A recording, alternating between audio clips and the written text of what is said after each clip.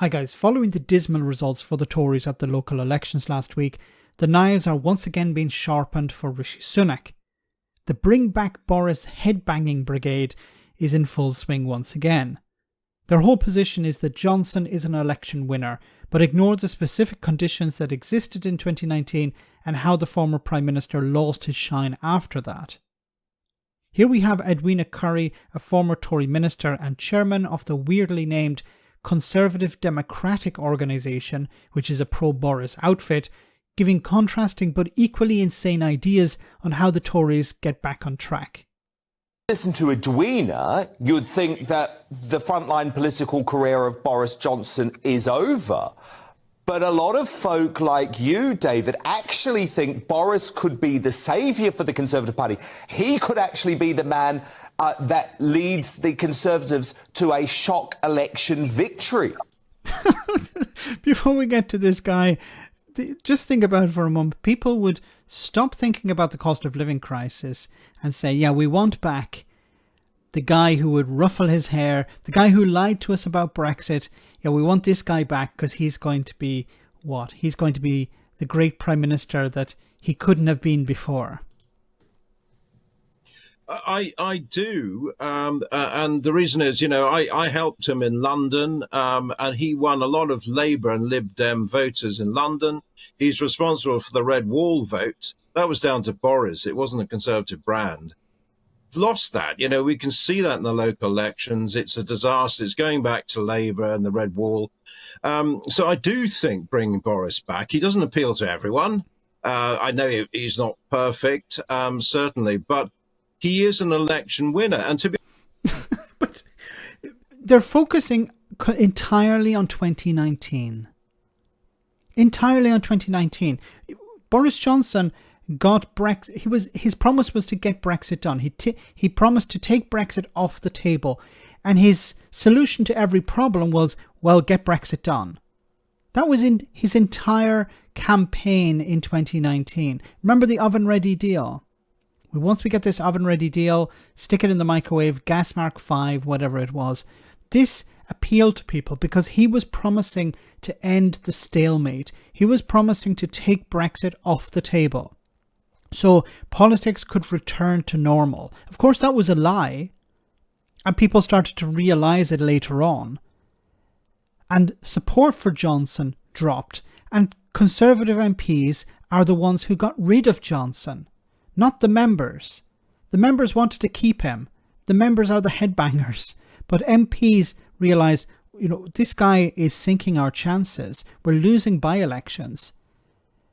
And the ministers decided to abandon ship, and that brought him down. To be honest, as Tim Shipman reported in the Sunday Times, Sunak hardly campaigned, and many of the cabinet ministers hardly campaigned either. Boris Johnson didn't campaign either. Boris Johnson filmed himself in a car without a seatbelt. A real low energy. Okay, guys, make sure to turn out and vote for the Conservatives so we can give the Greens and the Labour Party a bit of a kicking. And that was it. That wasn't... He didn't even get off his arse, literally.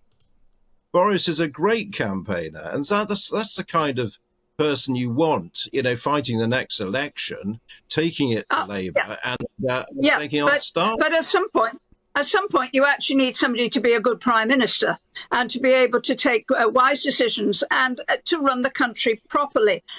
Boris, in the end, was called out by his own ministers, and I think 60 of them actually resigned. I have defended on this programme, Dan, as you know, Boris so many times, over and over again, and we all got to the point of being thoroughly fed up with it. Absolutely, we want to see the back of him, see some proper government. Now, where I will agree, that's a giveaway.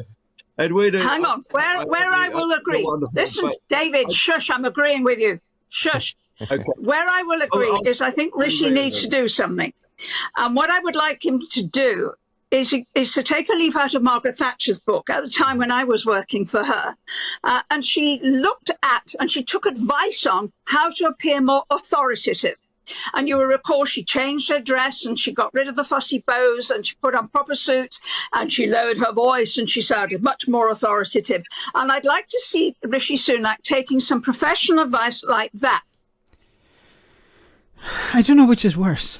It's like, bring back Boris Johnson or change Rishi Sunak's tone of voice. Like, the public are tired of these charlatans. The public are tired of a Tory government that has imposed austerity, Brexit, all of these problems.